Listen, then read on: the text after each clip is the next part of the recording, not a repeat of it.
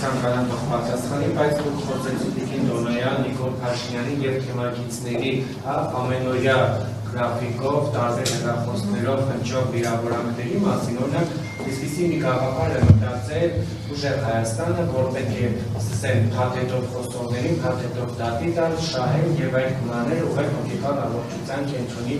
վերանորոգմանը սենյակների, գուցե առաջիկայում պետք կա ըստ իրենց, հնարավոր է նաեւ Բարգավաճ Հայաստանում եւս միանալ այդ ծրագրին, հաշվի առնելով նաեւ այս օրերին հնչող տարբեր գործիչների քրթական հայտարարությունները, վիրավորանքները, օրինակ քիչ առաջ Արայիկ Հարությունյանն էր սրիկա լրտես անվանել Գագիկ Ծառուկյանին, ասելով, որ լրտես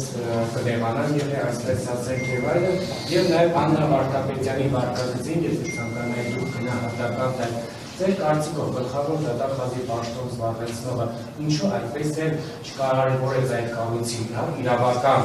լինելը եւ շարունակեց գնալ Նիկոլ Փաշինյանի օգնականի կարգավիճակով։ Շնորհակալություն հարցի համար, Փայլակ ջան, կարծում եմ դու ինքդ քո հարցին պատասխանեցիր,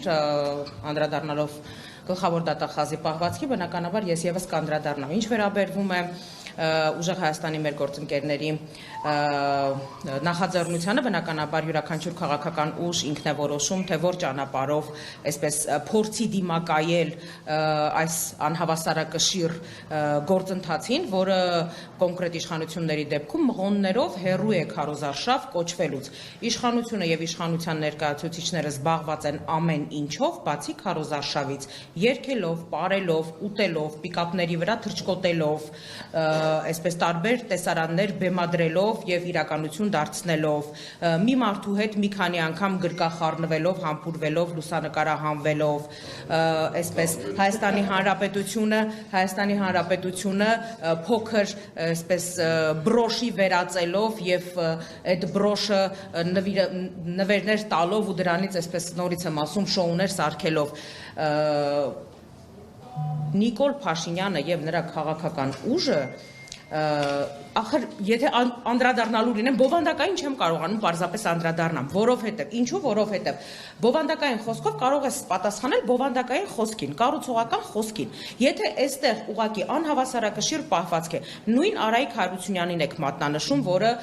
լրտեսության մեջ է մեղադրում Բարգավաճ Հայաստան կուսակցության նախագահ Գագիկ Ծառուկյանին։ Արայիկ Հարությունյանին հորդորում եմ ընդհանրապես իր շատ մերձավոր շրջապատի ուղղությամբ հայացքը նետել։ Իր քաղաքական թիմում ման գալ եւ վստահաբար գտնել այդ լրտեսներին, որոնց մասին հրապարակային հայտարարությունները բազմաթիվ են։ Ինչ վերաբերվում է գլխավոր դատախազի պահվածքին, կրկնում եմ,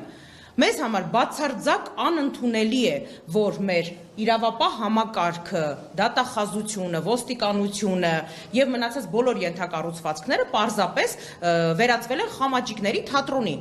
Մասնավորապես, որ թելերով այդ բոլոր թատրոնի